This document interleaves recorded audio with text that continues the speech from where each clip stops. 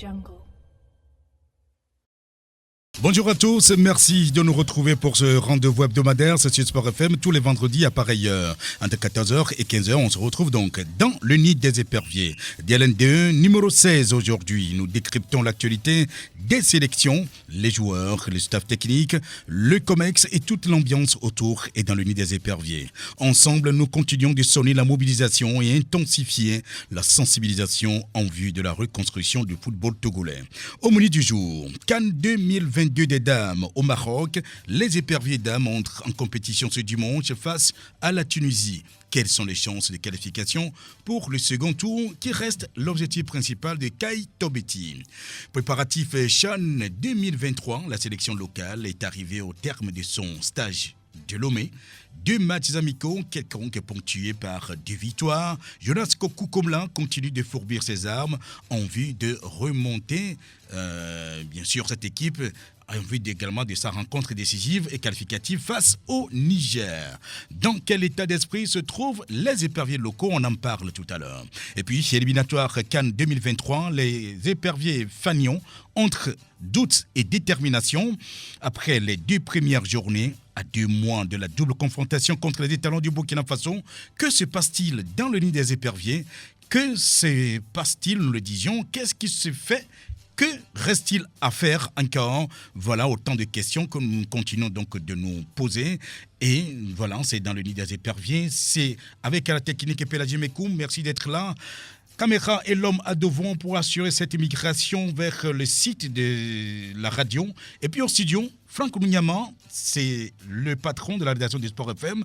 Kodjo Avouleté, le directeur de Mawaki Sport, rédacteur à l'équipe sportive et secrétaire général de l'AGST. Présentation, appelez-moi Aimé Lebon, DLN2, c'est parti.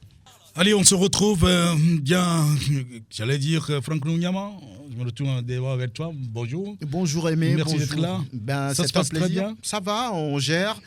Salut les auditeurs, salut les auditrices. On espère que le week-end commence bien pour tout le monde. Docteur Kodjo Avouleté, bonjour à toi.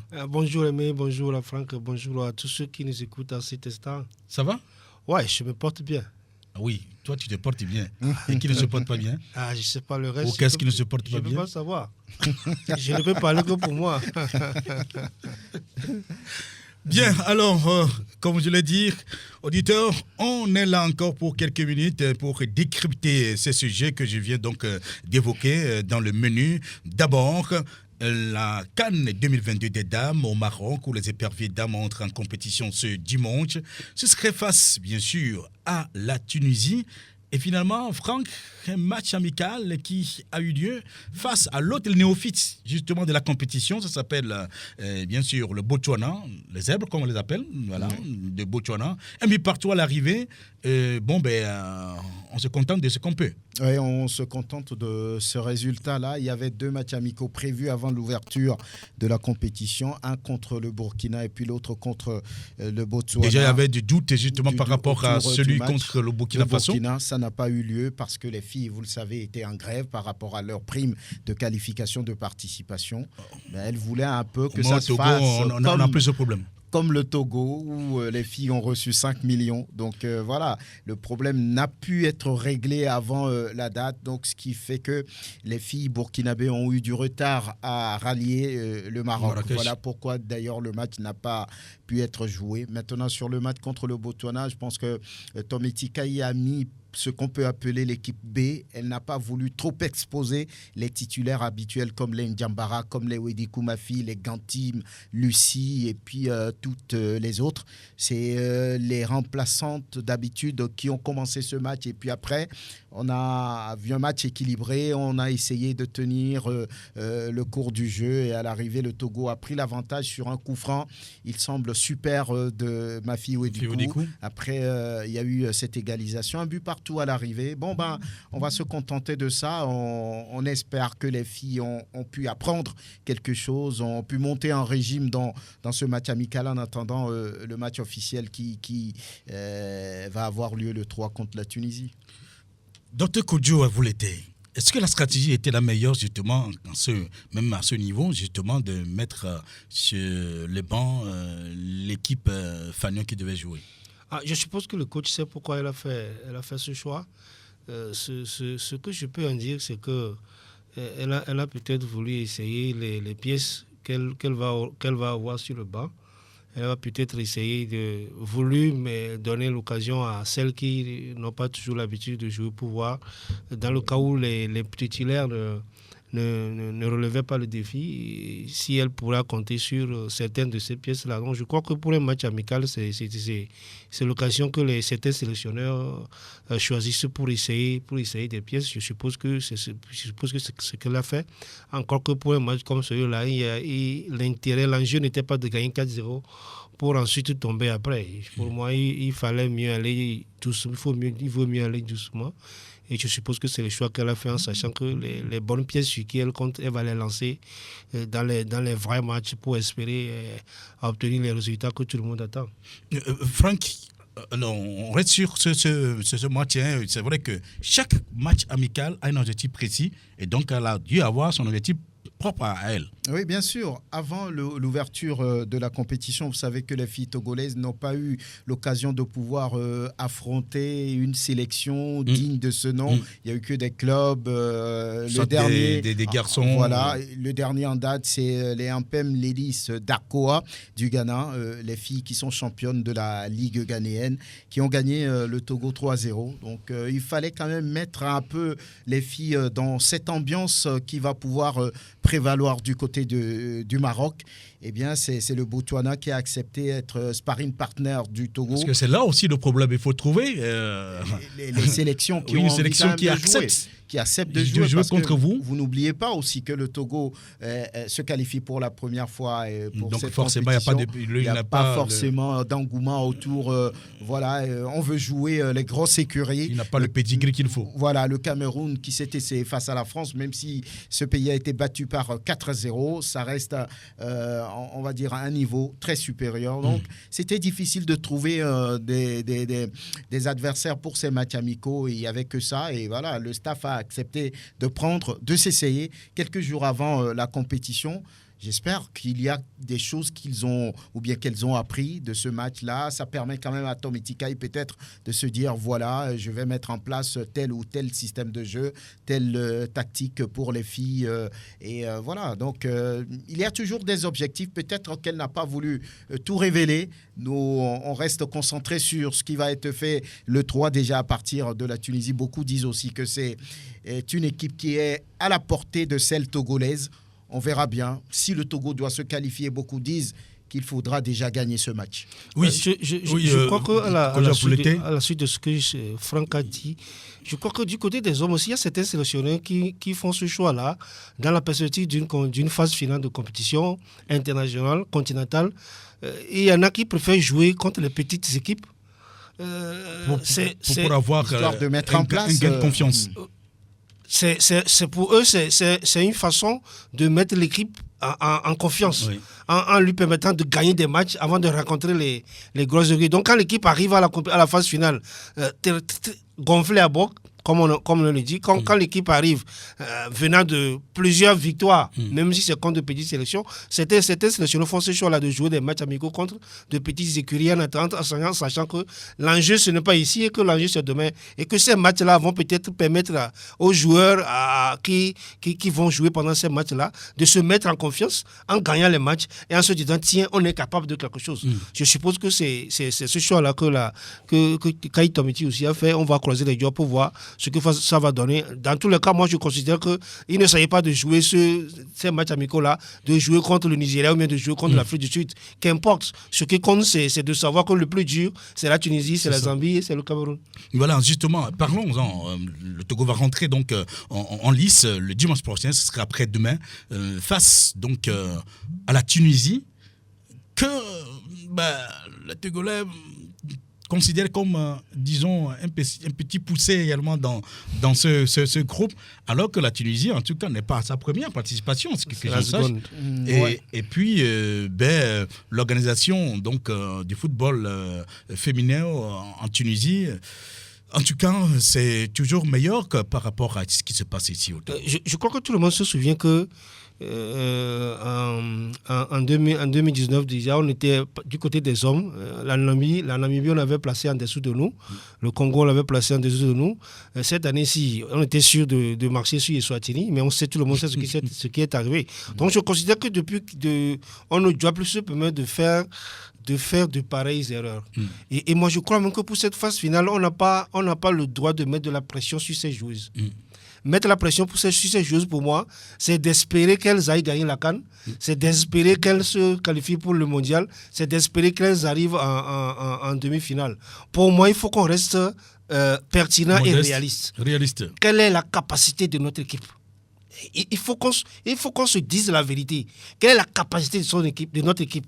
Et en tenant compte de la capacité réelle de notre équipe, on ne va pas la surcoter. On ne doit pas commettre l'erreur de surcoter notre équipe pour se dire à la fin, quand elle va tomber, on va dire, oh, c'est tout comme ça, ils n'ont rien fait, on va se mettre à balancer de vilains mots sur eux. Regardons la réalité en face. Quelle est la valeur réelle de notre équipe aujourd'hui? Est-ce que cette équipe-là, vu son parcours, est-ce qu'elle peut arriver à une phase, en demi-finale de Coupe d'Afrique? C'est une question qu'il faut poser. Le parcours qui est sur de cette équipe-là, est-ce qu'on peut lui demander autre chose que de savoir que le plus important, c'est demain? Donc moi, je crois que c'est vrai que la Tunisie, on peut la situer plus ou moins au même niveau que le Togo. Même si je ne crois pas au classement FIFA. Quand vous regardez le classement FIFA, le Togo et la Tunisie, c'est plus ou moins dans ce groupe-là. Ils sont plus ou moins classés, rangés dans le même registre. Soit dit. Maintenant, moi, je crois que dans ce match-là, on va surtout croiser les doigts et encourager nos filles à aller jusqu'au plus profond d'elles-mêmes. Qu'elles peuvent faire. Au plus profond d'elles-mêmes pour essayer de faire quelque chose. Sans pour autant leur dire, vous devez gagner. Parce que j'insiste là-dessus. On va se donner du plaisir. Je ne sais pas s'il faut dire qu'il faut se donner du plaisir. Mais cela ne veut pas dire qu'il faut se dire, nous on est venus pour rien faire. Et non. Non, personne ne va au combat en se disant, non, on va me battre. Et il faut se battre d'abord. Donc, j'attends qu'elles se battent, mais on ne doit pas oublier que, bien qu'il y ait l'obligation de se battre, on ne doit pas oublier que leur valeur réelle ne me permet pas, par exemple, d'arriver en demi-finale. Donc, contre la Tunisie, moi, j'attends que ces joueuses-là jouent crânement. J'attends qu'elles donnent tout ce qu'elles peuvent. Et à la fin, si elles gagnent, on va applaudir. Mais si elles ne gagnent pas, on va tirer les bonnes leçons pour demain. Parce que moi, je crois que pour cette sélection féminine-là, il faut qu'on s'inscrive dans l'avenir. On doit s'inscrire dans l'avenir. Déjà, peut-être faire le combat d'être à la prochaine CAN féminine. Et les joueuses qui sont encore dans la vingtaine dans ce groupe-là, c'est sur elles qu'on doit se focaliser. Pour se dire que travaillons avec ces jeunes-là pour que dans 2 ans, on soit encore à la Coupe d'Afrique et que peut-être dans 4 ans, on vise une demi-finale. Moi, je crois que c'est comme si on prend les choses comme cela, tout le monde sera déstressé et on va regarder les matchs des éperviers à partir de dimanche avec un autre regard. Et ce regard-là va permettre que tout le monde sera en confiance et elles vont se battre. À la fin, on va faire le bilan, on va voir ce que ça va donner. Dans tous les cas, en tant que supporter, ça c'est le supporter qui parle. Le journaliste a cessé de parler. C'est le supporter qui parle maintenant. Je veux que le Togo gagne la Tunisie. Oui, j'imagine. Absolument. C'est là où je voulais venir. Quand tu dis nous, à un moment donné, je me dis oui, mais alors il a laissé son manteau de journaliste où à la fin. Non. Oui, mais Franck, je crois que oui, ça se dit, c'est vrai, mais quand même, le Togo a certaines qualités qu'il faut aller défendre. Oui, lorsqu'on prend les 4 sélections qui composent le groupe B, le Togo est de loin, on va dire, le petit poussé. On n'a pas, on va dire, cette peur de le dire. Parce que là, lorsqu'on prend l'organisation du football au Cameroun, au côté féminin, on n'en parle même pas. C'est de l'expérience de plus haut niveau. Lorsqu'on prend la Zambie, bon, ce n'est pas un foudre de guerre, mais cette sélection a pu faire quelques parcours. La Tunisie, la matière est professionnalisée dans ce pays. Donc, on se dit que le Togo est le petit poussé. Le Togo est allé pour apprendre. Il y en a qui n'aiment pas qu'on dise que oui, le Togo il faut aller pour apprendre en compétition pour aller apprendre. Mais il y a des qualités qualité. Oui, c'est parce que justement on apprend trop. Voilà. Ça fait des dizaines d'années qu'on apprend et qu'on assimile jamais. Non, nous n'assimilons pas, justement parce que notre apprentissage n'est pas continu. On travaille 2 jours, on dort 3 semaines. Ou bien n'est pas organisé. Quand vous revenez après avoir dormi 3 semaines, le travail que vous avez fait pendant 2 jours, ça a recommencé à zéro. C'est ça notre problème. C'est notre problème. On va laisser Franck terminer. Sûr qu'il y a des qualités lorsqu'on prend aujourd'hui Wedikou Mafi, qui reste, on peut le dire, une star entre griffes de cette sélection, qui joue à Yzeure en France. On prend Gastalia, qui est la dernière venue, mais qui paraît très confiante, motivée lorsqu'on l'écoute parler. Elle est confiante. Voilà, elle n'a peur de rien, elle n'a peur de personne. Elle a dit qu'on va se battre jusqu'au bout pour cette CAN, pour cette sélection. Ce qui veut dire qu'il y a des filles qui sont conscientes de la situation. Les Ndiambara, les Nintegman, les Gantim Lucie, c'est des qualités, rien à dire. Également. Voilà, et Nathalie Badaté. Donc, c'est des filles qui ont, on va dire, un peu d'expérience, c'est vrai. C'est la première fois qu'elles découvrent la CAN. Comme Kodjo l'a dit, on ne va pas leur mettre la pression. Elles vont à cette CAN pour jouer, pour apprendre. Maintenant, s'il y a de la place pour gagner, personne ne refuserait. Donc, moi, je pense que oui, il y a des qualités sur lesquelles Tometi Kai pourrait s'appuyer. La dernière fois, elle a fait pratiquement, je viens de le dire, pour commencer ce match amical, l'équipe B, pratiquement après, les titulaires ont pris leur place. Et puis, il y a eu ce but et malheureusement, cette égalisation derrière. Donc, les qualités, oui. Mais peut-être cette équipe va souffrir peut-être de cette expérience, de cette ambiance de Coupe d'Afrique qu'elles n'ont jamais vécue. Maintenant, j'espère qu'elles vont pouvoir, on va dire, aller au-dessus de cette inexpérience pour placer quelques pions, quelques cartouches. Mais au sujet, si vous le permettez, au sujet des qualités de cette équipe, je voudrais bien mettre l'accent sur un certain nombre de choses. La première chose, je voudrais évoquer la capacité de réaction de cette équipe-là. Je me souviens des 2 matchs contre le Gabon. J'ai trouvé une équipe togolaise qui n'a jamais baissé les bras. Rappelez-vous les conditions dans lesquelles elle s'est imposée à Lomé au match aller. C'est au bout du bout. Elles se sont battues jusqu'au bout, jusqu'à obtenir ce but-là qui leur permettait de passer devant le Gabon 2-1. Dans l'adversité librévilloise, cette équipe-là n'a pas coulé. Elle a su résister à cette adversité-là pour s'imposer encore en terre étrangère. Quand on prenait ces 2 éléments d'appréciation, je me dis qu'au plan mental, c'est une équipe qui a quelque chose. On ne va pas dire qu'elle a du coffre, mais elle a déjà un peu de vécu au plan mental, au plan moral, qui lui permet d'affronter certains matchs à cette phase finale-là. Deuxième chose sur laquelle je voudrais insister, je l'apprends au match amical contre le Bénin.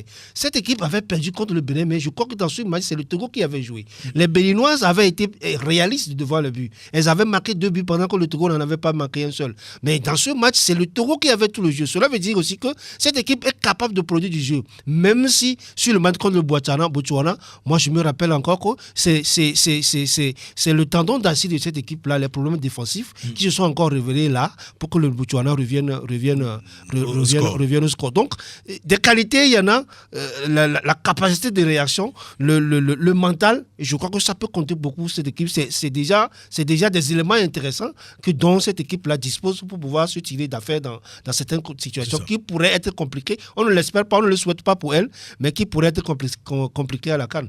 Franck le disait, et bien sûr, Mafi Wedikou, c'est peut-être l'étoile donc, de cette équipe. C'est sur elle que les projecteurs vont se fixer.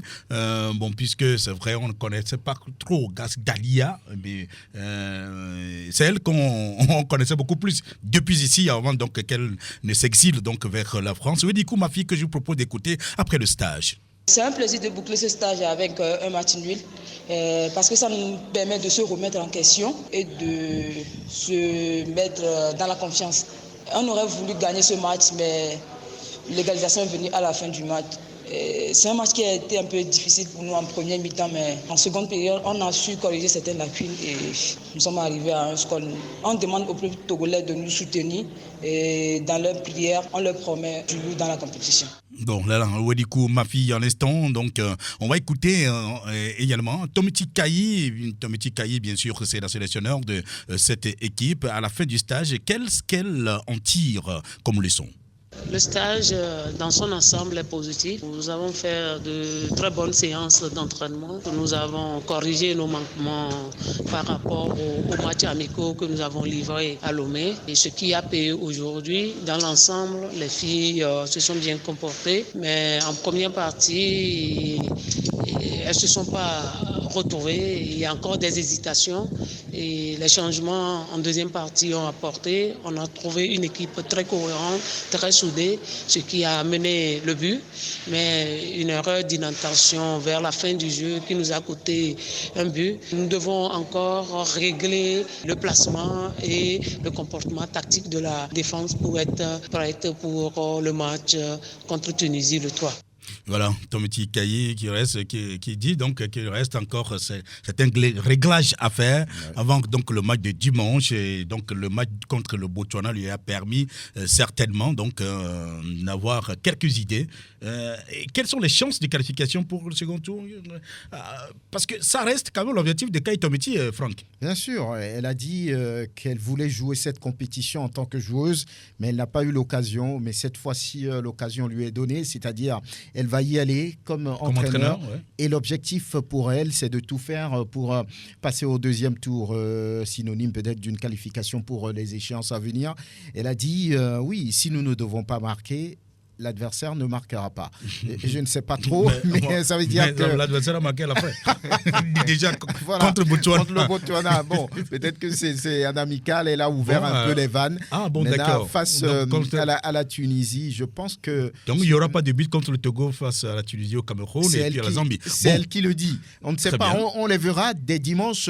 Si le Togo doit pouvoir garder ses filets vierges, on le verra. D'abord sur le match contre la Tunisie. La Tunisie, c'est l'équipe la plus à portée de la sélection selon les observateurs. Maintenant, il va falloir, si on veut passer pour la suite ou bien gagner de la confiance, il va falloir faire un bon résultat face à la Tunisie avant, parce que le match qui vient, c'est contre le Cameroun. Ça va être très compliqué. Donc, il va falloir tout donner sur ce match contre la Tunisie et gagner, prendre des points avant d'espérer un troisième match contre la Zambie. Kodjo, pour conclure sur ce sujet? S'il faut se donner comme objectif le second tour, je crois qu'il faut chercher des résultats minima. On peut peut-être nourrir le rêve de battre la Tunisie et de glaner un petit point quelque part devant la Zambie. Ça peut ne pas être facile, mais je ne vois pas de schéma hors de cela qui puisse nous permettre d'arriver au second tour. On ne va pas rêver de dominer le Cameroun. On ne va pas rêver de dominer la Zambie, parce que la Zambie, sur cette compétition, a plus d'expérience que nous. Et les joueuses gambiennes... C'est le supporter qui parle toujours, oui. Non, ça, ce n'est pas le supporter qui parle. Hein. Non, le supporter, lui, il veut que les joueuses togolaises gagnent le Cameroun. Ouais, mais le journaliste, lui, ne peut pas dire ça. Le journaliste ne peut pas dire que le Togo gagne le Cameroun. Oui. Non, mais le supporter, lui, va le dire parce que lui, il y croit. Donc, pour espérer aller au second tour, il faut gagner la Tunisie et chercher un point quelque part. En dehors de cela, je crois qu'il faut regarder ailleurs, s'inscrire dans le futur. Je crois que ce serait mieux pour nous. Très bien.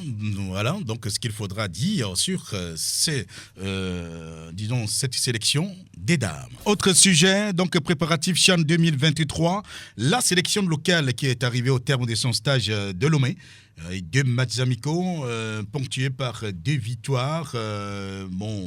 Voilà, on va dire simplement bien, des matchs amicaux joués contre la sélection militaire 3-0 et puis la dernière fois 4-0 face à la SOTA. Oui, mais ça veut dire que ça va bien pour l'attaque, 7 buts marqués. C'est plutôt bon à prendre. Bon, c'est bon à prendre, mais il ne faut pas oublier aussi que c'est juste un stage et que pour ce qui va se passer contre le Niger entre le 26 et le 28 août prochain, ça ne va pas être du gâteau parce que le Niger également s'apprête et a envie d'aller au prochain CHAN. Donc, je pense que c'est un stage qui s'est bien déroulé selon les dires du technicien ou bien du patron de cette sélection, Jonas Kokukomla. Donc, voilà, lorsqu'on termine un stage en faisant 2 matchs amicaux, en marquant 7 buts et en encaissant 0, Ça veut dire que quelque part, on doit être confiant. En défense, ça tourne bien peut-être. Il y a des lacunes, on ne sait pas. Mais il va falloir mettre encore, on va dire, en chantier cette sélection pour être sûr que oui, elle est prête pour août pour aller affronter le Niger. Kodjon, qu'est-ce que vous en dites par rapport, disons, à la suite de ce stage de victoire? Le score des deux matchs. Je dis toujours quand même que c'est contre... Il est flatteur, hein? Le score, il est flatteur. C'est 2 matchs amicaux quelconques. Hein? Le score, il est flatteur, mais je crois qu'on ne doit pas commettre l'erreur de regarder ces scores-là plus de 2 secondes.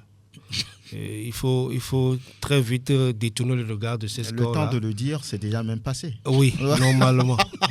Il n'y a pas de quoi pavoiser, à mon sens. Tout à fait.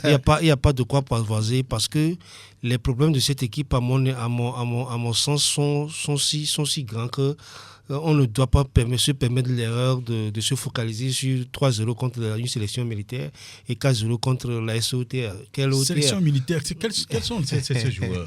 Non, le championnat militaire a été joué il n'y a pas longtemps. Du championnat militaire qui prépare aussi une compétition. Mes amis militaires, je les connais. Je les connais. Donc, les enjeux, à mon sens, pour cette sélection sont bien ailleurs.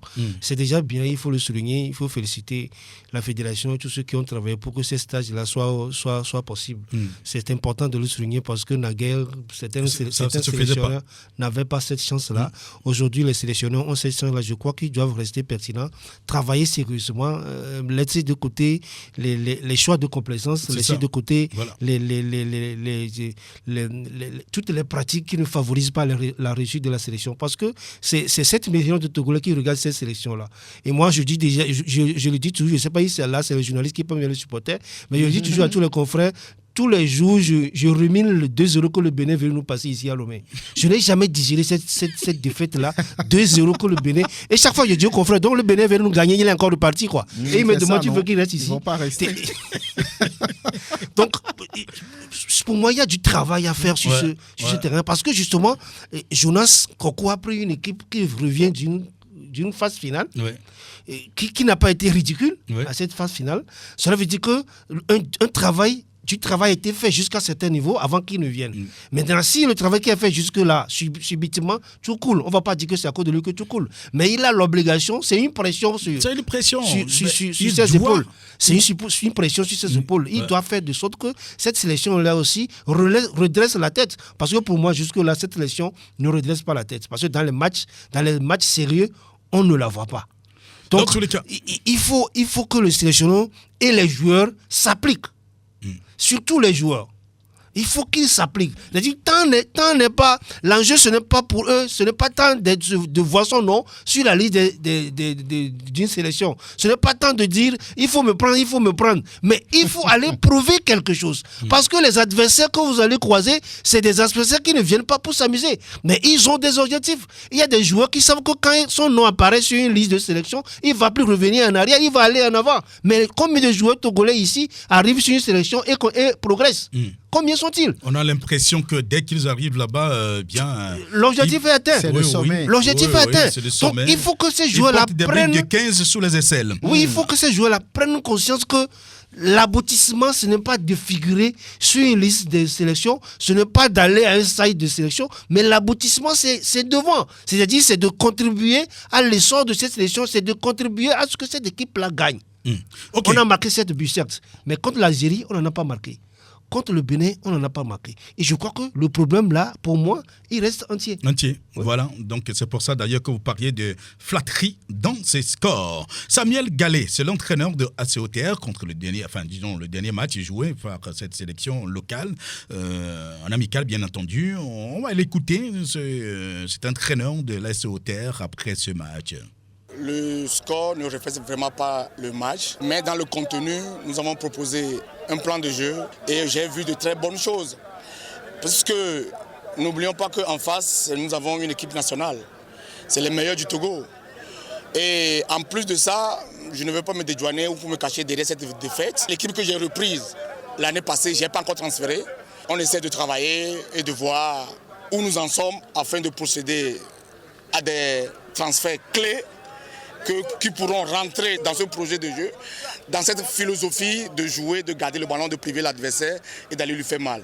Mais aujourd'hui, parler de défaite, je ne pense pas. Nous allons tirer des enseignements, et il y en a plein, mais je suis satisfait de la prestation de mon équipe. Sur quel plan cette équipe vous a dérangé aujourd'hui? Physiquement, ils étaient prêts. C'est bien que nous étions prêts. Et ils ont fait aussi beaucoup de changements, mais bon, mes joueurs, ils ont tenu. Et surtout, qu'on a été réduit à 10, mais on n'a pas balancé. Si je suis sincère, il y a au moins 2-3 buts qui étaient sur l'erreur individuelle. Voilà. Et ça, c'est quelque chose que nous devons essayer d'analyser. Ce sont les internationaux, c'est les détails qui comptent. Et aujourd'hui, les détails, on fait parler d'eux. Voilà, c'est les enseignements qu'on peut tirer pour parfaire, pour être au niveau de ce qu'on a en France. Bon, restons toujours avec Samuel Gallet, justement, à la suite de ce match, et qui tire d'autres enseignements. Ils jouent déjà un peu ensemble, ils se connaissent et les automatiques étaient prêts. Ils ont décalé, ils ont essayé de garder le ballon, de faire circuler la balle. C'est une bonne équipe et surtout félicitations à mon collègue, à Jonas, qui fait un bon boulot, un très bon boulot. Et j'espère qu'ils vont faire un très bon tournoi s'ils se qualifient. Et ils vont se qualifier, c'est ce que je leur souhaite. C'est tout le cochon que je leur souhaite. Et puis qu'ils nous ramènent, qu'ils nous fassent des bonnes choses et qu'ils font parler d'eux sur le continent. Voilà, Samuel Gallet en instant sur, bien sûr, la sélection locale et sur son entraîneur Jonas Kokou, que je vous propose d'écouter également, justement, lui qui était encensé par Gallet. Bon, c'est tout le mal qu'on lui souhaite, justement, de bien travailler et de nous ramener donc des victoires. Jonas Kokou. On a une double confrontation au mois d'août. Il doit nous donner la qualification pour le champ. Donc on a besoin des buts, on a besoin de gagner. On a marqué 4 buts, mais ça ne veut pas dire que tout est bon. Il faut travailler. Encore, il y a beaucoup de choses à améliorer pour que vraiment on puisse atteindre notre objectif. Au-delà des buts dans ce match contre les SOTR, quelles ont été vos satisfactions dans le jeu de vos poulains? Non, les satisfactions déjà qu'à un moment donné, on a su contenir l'adversaire. L'adversaire a eu ses temps forts. Donc c'est à nous d'être bien en place, les gérer dans leur temps fort. Maintenant, à la récupération du ballon, imposer notre football, à essayer d'aller un peu plus vite au but. On a eu des occasions qu'on n'a pas marquées, mais on a eu des occasions aussi qu'on a pu marquer. Donc ça veut dire que déjà, sur la gestion des temps forts de l'équipe adverse, ça commence à aller, c'est un atout déjà. Donc on va continuer à travailler ça. Maintenant, imposer aussi notre temps fort dans le match. On a l'impression que vous avez doublé pratiquement tous les postes. L'équipe est fermée ou bien elle reste toujours ouverte? Pas du tout, une équipe nationale n'est jamais fermée. Elle est toujours ouverte. Et quand on partait en Algérie, il y a certains qui n'étaient pas là-bas. Ils sont là aujourd'hui pour le prochain regroupement. Peut-être qu'il y a d'autres aussi nouveaux qui vont venir. C'est une équipe nationale, donc la porte est toujours ouverte. C'est comme le marché. La manière dont vous rentrez, si vous ne parvenez pas à vous imposer, vous sortez comme ça aussi. On va amener d'autres. Donc il y aura d'autres joueurs aussi qui vont venir lors du regroupement prochain. Mais déjà, on a une idée de l'ossature déjà. Maintenant, peut-être il y aura 1 ou 2 joueurs qui vont compléter le groupe. Voilà, Jonas Kokou-Komla donc, qui parlait à la suite donc, de ce match. Franck, mais... Bon, satisfait, oui, mais pas totalement. Oui, lui-même le dit. Et il dit on a marqué 7 buts, ça ne veut pas dire que tout est bon. C'est vrai que ce n'est qu'un stage. Et puis voilà, donc il n'y a pas trop de pression, il n'y a pas trop, j'allais dire, d'enjeux. La SOTR reprend les préparatifs pour la saison à venir. La sélection militaire, c'est la première fois qu'elle est ensemble, qu'elle joue ensemble. Donc ce n'est pas face à des adversaires aguerris, des adversaires préparés. On donnait l'exemple tout à l'heure du Bénin qui avait...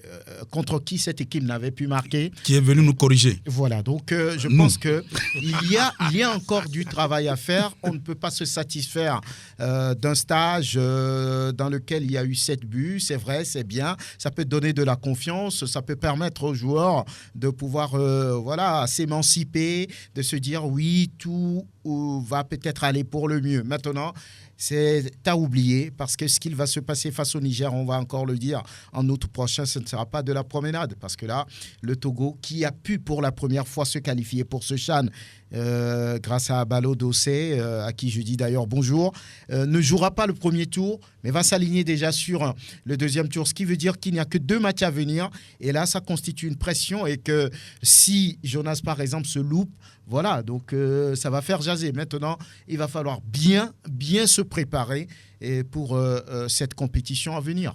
Bien se préparer, c'est le mot. Est-ce qu'on pourrait y arriver, Kojo? C'est une obligation. Si on veut aller à une phase finale du CHAN... On en fait... tout est finalement fait en impératif catégorique depuis un moment, mais bon, cet impératif est en train donc, de disparaître au profit donc, du conditionnel. Je crois que c'est plus prudent et c'est moins stressant ainsi. Le conditionnel. Absolument. Avec les si, on va jamais construire Rome. Hein. On peut aussi, parce que le si c'est une fenêtre ouverte. Il peut être bénéfique comme il peut être maléfique. On croise les doigts pour que ça soit bénéfique. Donc aujourd'hui, c'est une obligation de trouver les moyens d'aguerrir cette équipe-là pour les matchs contre le Niger. Et je veux croire que Jonas Kokou et ses joueurs savent que le Niger, c'est un morceau dur. Ouais. Je veux croire qu'ils en sont conscients. Ben, ils doivent le savoir. Je l'espère pour eux, hein, parce que je crois que depuis quelque temps, nous... Oui. Le nous coupable, oui. Nous sommes restés sur notre lit douillet. Ah oui? Des années 84 et des années 2005. On ne se réveille pas. Pendant que les gens travaillaient, nous on est restés sur notre lit douillet. Oui, on est toujours plongé dans notre sommeil dogmatique. Absolument. Et pendant que les gens ont mis du temps à travailler. Et quand on se réveille un peu, rêve éveillé un peu, on se dit, mais tiens, ceux-là, ils ne peuvent pas nous gagner. Mais on se rend compte qu'à la fin, ils nous gagnent. Le Niger, ça ne va pas être facile. Parce que les meilleurs sont dans leur championnat. Et quand vous regardez les sélections de jeunes du Niger, vous allez sentir, même si ça ne donne pas encore grand-chose, vous allez sentir qu'il y a un travail appliqué. Un travail appliqué, organisé, tourné vers l'avenir qui se fait de ce côté-là. Cela fait qu'en équipe nationale, surtout du côté du Chan, c'est une équipe redoutable que celle du Niger. Donc pour aller affronter une équipe aussi redoutable que celle du Niger, on ne peut pas ne pas se préparer, on ne peut pas ne pas se donner les moyens qu'il faut pour se préparer. Et il faudra le faire. Il faudra le faire. J'espère que le politique, la fédération vont mettre les moyens. Maintenant, le plus dur, ça va être du côté des joueurs. Il faut que les joueurs sachent que l'enjeu, c'est le résultat. L'enjeu, c'est pas le maillot, c'est pas les photos qui abondent sur les réseaux sociaux. Non, c'est pas ça qu'on veut. C'est le terrain qui doit être la vérité. Et face au Niger, ils ont un défi à relever. Ils ont aussi l'occasion d'inscrire leur histoire. C'est eux qui ont permis au Togo d'aller à une phase finale du CHAN pour la deuxième fois consécutive. Donc ça peut ne pas être facile.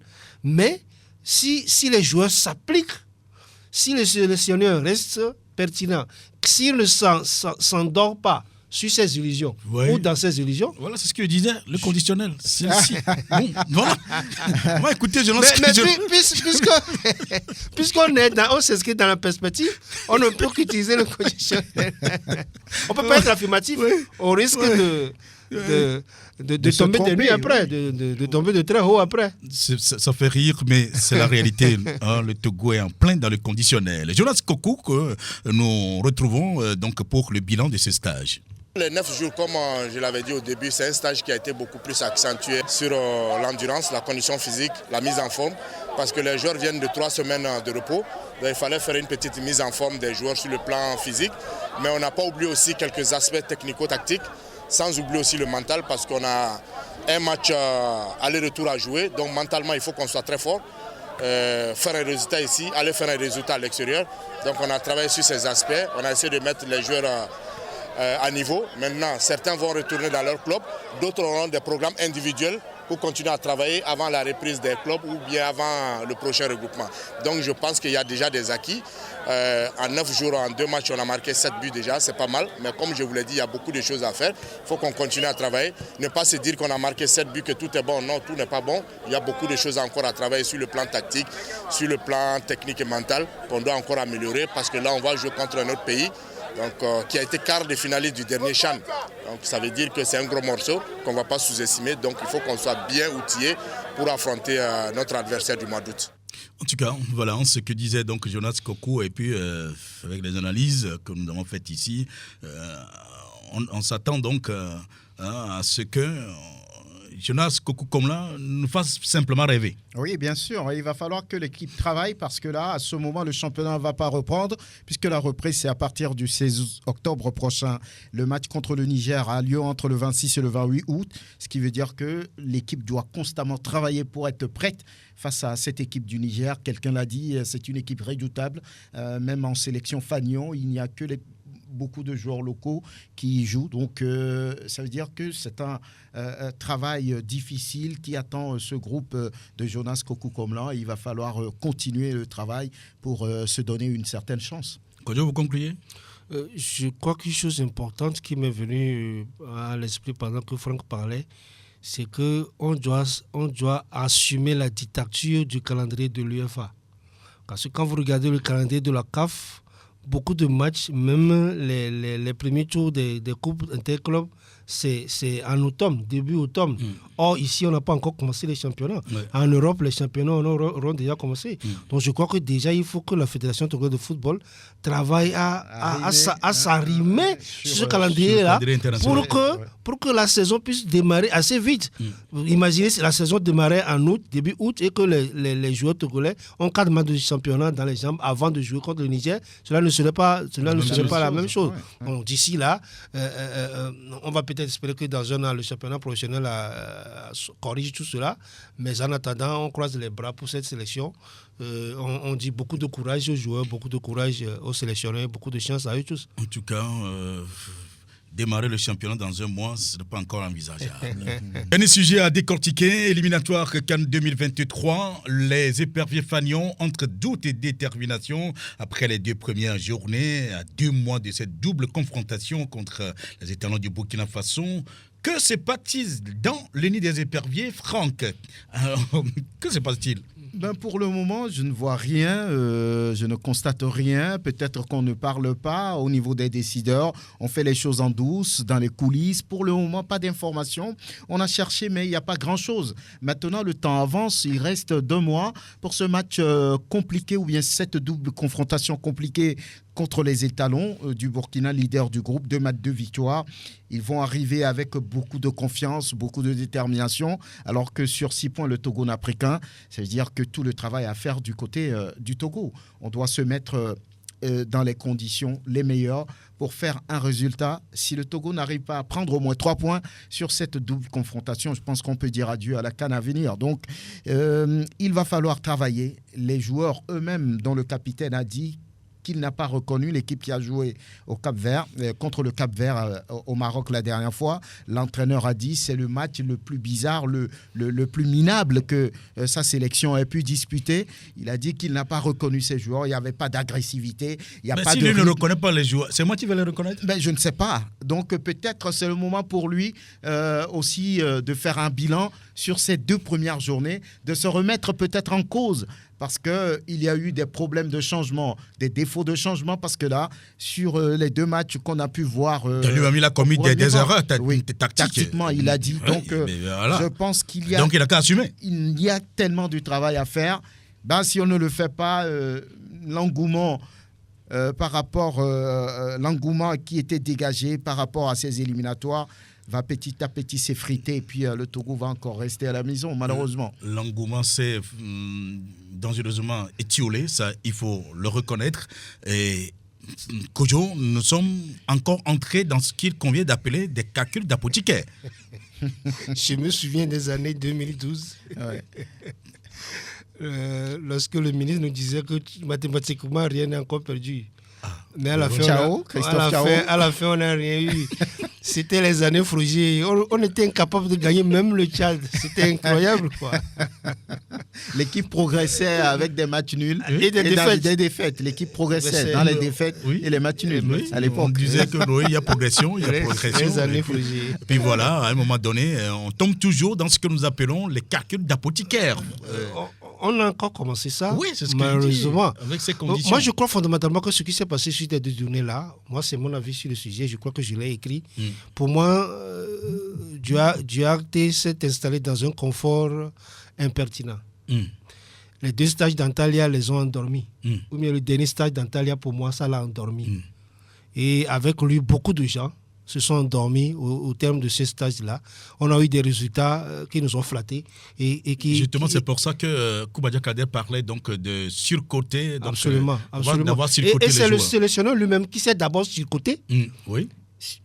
s'est d'abord surcoté. Oui. Je me souviens encore à une conférence de presse, il avait dit que depuis des années, le Togo n'a plus gagné, n'a plus perdu de match pendant, n'a plus eu de défaite, mais de victoire au terme de 6 mois. Je sais que lui, avec lui, on a fait 4 matchs sans défaite. C'est lui qui s'est d'abord surcoté. Et en se surcotant, il s'est fait aveugle. Mais vers la fin, c'était encore lui qui commençait à tirer sur la sonnette d'Adam pour dire attention, les Eswatini, ce n'est pas une petite équipe, il faut faire ceci. Il a dit plusieurs fois à Franck. Il est instable. Moi, je crois que le vrai problème, c'est ça. Les résultats du dernier stade d'Antalya lui ont fait croire que tout est bon. Et quand on a joué le match de Lomé, il a été surpris par la fin du match, mais il n'en a pas tiré les bonnes leçons, comme le Cap-Vert. Et il a été tout simplement... il a raté son match, à mon sens. Oui. Donc, si il dit aujourd'hui il n'a pas reconnu son équipe, je ne sais pas si c'est les Ukrainiens qui sont venus jouer, hein, ou bien c'était des joueurs colonnés. Qui les aurait colonnés mais peut-être qu'il a fait confiance à des joueurs qui, sur le terrain, n'ont rien montré. Il ne fallait pas. Ouais. Puisque c'est lui qui fait le bilan. C'est lui qui assume. C'est lui qui assume. Ce qui s'est passé à Lomé, tout le monde l'a vu. Les conditions dans lesquelles l'équipe a voyagé pour aller au Maroc, les joueurs ne se sont pas reposés. Le sélectionneur aguerri, expérimenté, saurait comment faire l'équipe pour commencer le match. Mais il a remis le même groupe. Que lui-même, il avait déjà. Pour moi, c'était ça la première erreur qu'il a commise. C'était ça la première erreur qu'il a commise. Puisqu'au bout de 45 minutes, il a changé l'équipe. Il a remis, il a fait sortir 3. Et ça veut dire que c'est le sélectionneur qui est coupable. Mais ça, c'est le passé. Ça, c'est le passé, ça. Maintenant, demain, devant nous contre le Burkina Faso, 2 matchs de suite. 2 matchs de suite contre le Burkina Faso, leader de groupe, a gagné à domicile, a gagné à l'extérieur, a marché sur Eswatini, sur lequel on n'a pas été capable de marcher à domicile. Cela veut dire que cette équation-là, je voudrais même dire que c'est une inéquation à plusieurs inconnus pour nous. C'est une inéquation. Plus qu'une équation, c'est une inéquation à plusieurs inconnus pour nous. Ce n'est pas une équation, non, pas du tout. Non, mais pas du tout. Ça veut dire qu'il n'y a aucune possibilité. Oui, mais écoutez, Franck, peu à peu, le ministère des Sports, au nom du gouvernement, marque le pas avec des actes précis et concrets pour éliminer tout ce qui peut être considéré comme, j'allais dire, des préalables ou différentes entraves. N'est-ce pas? Rappelons les dernières cérémonies traditionnelles pour rendre hommage aux victimes du crash de Lundi, ça on l'a dit. Alors pensez-vous qu'il existe encore d'autres plaies à penser ou à cicatriser? Si oui, lesquelles? Je pense que cette cérémonie traditionnelle, beaucoup l'ont demandé. Il semble que ça peut réparer des choses qui sont métaphysiques, que ça peut réparer des choses parce qu'il se dit que, oui, en Afrique, oui, les gens sont morts dans des conditions atroces, difficiles. Leur âme n'est pas en paix. Il va falloir maintenant leur permettre d'être en paix. C'est ce qui a été fait la dernière fois. Je ne sais pas trop l'expliquer. Peut-être qu'il faut appeler un prêtre traditionnel pour pouvoir rentrer un peu plus en profondeur dans tout ce qui a été fait la dernière fois. C'est fait. Les gens l'ont demandé, on le fait. On espère que ça pourrait apporter d'autres choses maintenant. C'est de revoir peut-être un peu l'organisation autour de la sélection. La dernière fois, il y avait ce match très important, mais on a vu un peu les joueurs qui se sont, j'allais dire, laisser sortir un peu du match avec cette histoire de ticket qu'ils veulent offrir. Il y en a qui disent oui, j'offre le capitaine là-bas, ainsi de suite. Et puis ils sont un peu rentrés. J'ai comme l'impression qu'on ne les a pas bien canalisés par rapport à l'objectif de ce match contre les Swatini. On était à la fête, on était sûr de gagner. Oui, voilà. Donc on a fait le tour en pirogue. J'ai comme l'impression que parfois on était allé en villégiature. Ils sont trop cajolés. C'est pourquoi dans l'une de mes réflexions, je disais que fini les cajoleries. Parce que là, il va falloir gagner, il va falloir exister face au Burkina et supprimer certains avantages déjà qu'on ne comprend toujours pas. Les primes de campement, de campement, et fixer 500 000 francs pour chaque joueur. D'objectifs pour cette sélection. Parce que là, c'en est trop. Aucun pays ne reste encore dans cette histoire. Voilà. Je ne sais pas pourquoi nous on continue à nous enliser. Et puis, le manager général doit faire son boulot. Des gens ont tenté d'expliquer pourquoi il est sur le banc. Il semble que parce qu'il parle plusieurs langues Et puis, parce qu'il y a des joueurs qui ne comprennent pas français, qui ne comprennent pas anglais et qu'il y a d'autres langues qu'ils comprennent. Donc, il y a des joueurs africains qui ne parlent pas anglais, ils jouent en Angleterre. Voilà. Ils arrivent en Angleterre sans parler anglais. Est là pour peut-être combler ce vide au niveau linguistique. Le langage du football, il est je ne sais pas. Donc, il va falloir corriger tout ça. Ce n'est pas parce que l'équipe togolaise ne va bien qu'il faut aller chercher tous les joueurs. Ou quoi? Quand il y a un binational qui n'est pas bon, autant mettre l'accent sur un joueur qui vient de terminer le championnat et qui est en forme. Donc, il ne faut pas aller chercher des pacotilles. Si un binational doit venir au sein des éperviers, il va falloir qu'il apporte une plus-value, qu'il soit en forme, qu'il soit au-dessus, qu'il soit capable de tenir, on va dire, la dragée, à tout ce qu'il va se passer dans cette équipe. Donc, c'est ce qu'il faut régler. Kodjo Avouleté, est-ce que, je repose la question autrement, est-ce que vous pensez que, d'une manière extra-terrain, extra-sport, est-ce qu'il y a encore d'autres plaies à penser ou à cicatriser? Hors des stades? Hors des stades. Je vais parler d'abord du stade. Je crois que ce que l'autorité politique peut faire, par exemple, ou bien l'autorité fédérale, c'est d'être moins gentil avec le sélectionneur. Pour moi, ils sont trop gentils avec le sélectionneur. Pour moi, ils le cajolent. Pour moi, ils lui donnent le sentiment d'être un terrain conquis. Et ils lui donnent le sentiment que c'est lui le meilleur, c'est lui le plus fort. Et vous voyez ce qu'il fait déjà. Quand on sort d'une cohabitation difficile avec un certain roi. Ça ne s'explique pas, mais bon, voilà. Ce n'est pas une raison. Ouais. Ce n'est pas une raison pour être permissif. On ne peut pas être permissif. C'est un employé. Il faut être exigeant avec lui. Il faut regarder ce qu'il fait. C'est vrai qu'on ne va pas s'immiscer dans son travail, mais il faut être exigeant sur certaines choses. Non, mais je crois que c'est pour ça qu'après les 2 matchs, en tout cas la fédération l'avait invité donc à s'expliquer. Donc ça a été fait. J'espère qu'ils ont été capables de lui dire les vérités qu'il fallait. Oui, selon les informations que nous avons eues. La récréation. Ça n'a pas été du tout facile pour lui. Et donc, je l'espère, hein, parce que de loin, moi, je crois que c'est vrai qu'il est arrivé dans un contexte où beaucoup de gens ont eu le sentiment que c'est fini, l'enfer est fini, voici les portes du paradis, et cela fait que lui aussi s'est cru pousser il a poussé très vite de grandes ailes, et il est devenu zélé, il faut le dire ainsi. Sans blague. De sorte que sur en attendant que les auditeurs réagissent, c'est sur le 03 60 31, non, qu'est-ce que je dis, 92 03 60 31 ou 97 24 26 26. De sorte que pour moi, il a le sentiment d'être un terrain conquis, il a le sentiment de maîtriser tout le monde, il a le sentiment qu'il peut faire ce qu'il veut, puisque tout ce qu'il demande, on le lui donne. Des gens n'ont pas eu cette chance, hein. Pour que tout ce qu'il veut, on le lui donne. On le laisse faire tout. Le roi a eu cette chance. Oui, mais pas dans le même contexte. D'accord. Pas dans le même contexte. On va avoir le donc, il faut que l'autorité politique ou mieux fédérale regarde de très près ce qu'il fait. Oui, bonjour. Pardon? Rachid. Rachid, notre ami Rachid. Comment ça va? Je suis sur le plateau, ça va. Franchement, je suis fier de vous. C'est ce que l'autre vient de dire, qu'on a donné trop de liberté à nos sélectionneurs là. Quand ils viennent, ils se plaignent comme si, à part Dieu, c'est eux qui sont en même temps les messagers de Dieu. Mais dans certains pays, ça ne devait pas être comme ça. Au moins, pour ces 2 matchs qu'il a fait là, on devait le convoquer et lui poser des questions et lui mettre les garde-fous. Ça a été fait, cher Rachid. La fédération l'a invité, peut-être le mot convoqué est trop fort. On l'a invité quand même à s'expliquer devant donc le COMEX. Le COMEX. Oui. Mais le gouvernement aussi devait l'impliquer aussi.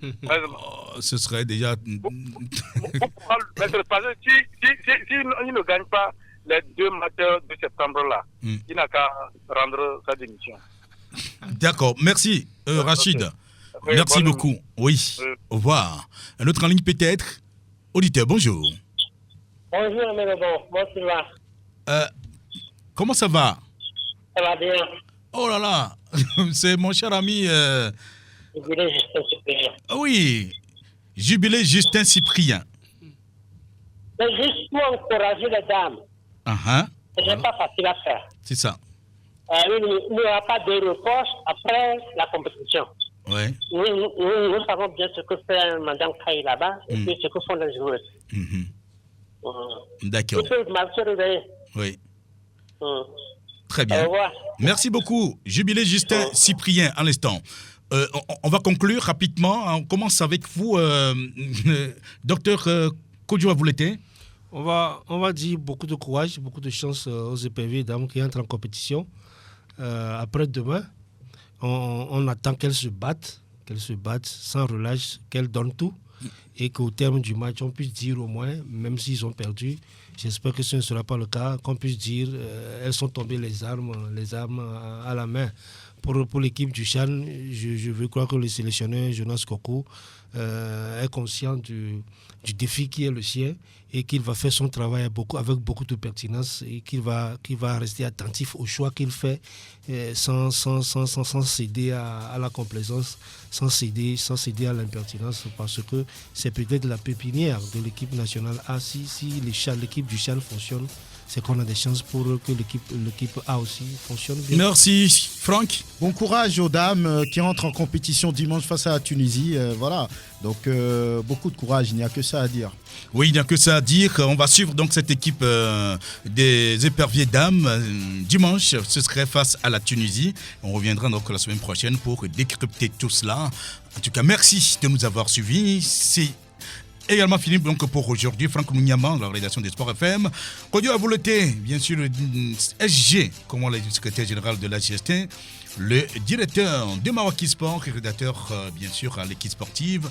Et l'homme à devant, c'est lui qui assurait donc la vidéo donc, de cette émission. Et puis, Pélagie Mekoum, du côté de la technique, je suis Aimé Le Bon. On vous retrouve la semaine prochaine. Allez, au revoir.